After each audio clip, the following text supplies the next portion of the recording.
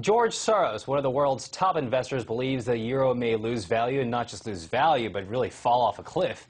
But question is he maybe responsible for this? Here to talk to me is investigative journalist Webster Tarpley.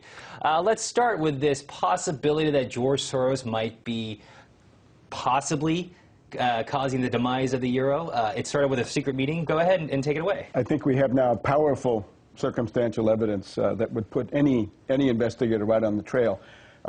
It's an attempt to create a new world monetary crisis. It's economic warfare to defend the dollar by attacking Greece, and through Greece attacking the euro. And the thing that's been revealed now in the last couple of days by the Wall Street Journal is a secret dinner at a Manhattan townhouse on February 8th, which was attended by a group of hedge fund predators.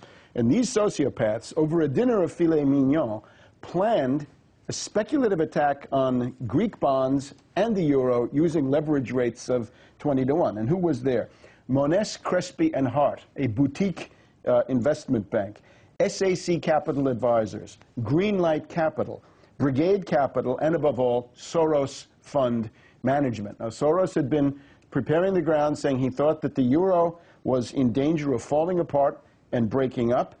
And the idea is to organize a bear raid against the euro as a means of relieving the speculative pressure against the dollar. And of course, Greece is the weak flank. They say that the consensus around this table over the filet mignon, any outcome of the Greek debt crisis is going to be very bad for the euro. And then they go on to say, in this Wall Street Journal account, that as soon as you get Greece going, that's the first domino.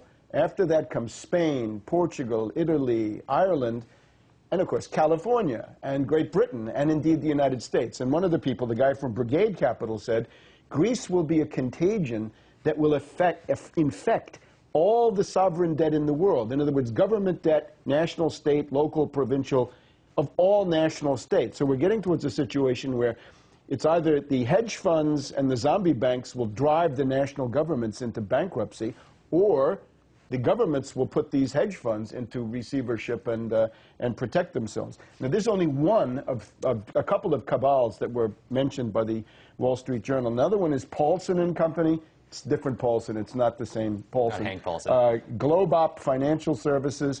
And then we have a group of zombie banks, all of them surviving because of U.S. taxpayer money. That would be Goldman Sachs. They couldn't be out of it.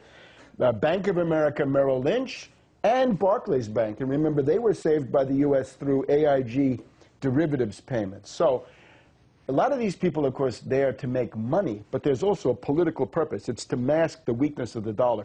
The dollar reached a low in the first week of December after falling all during the fall at about $1.50, 51 to a euro. Since then, the euro has been losing.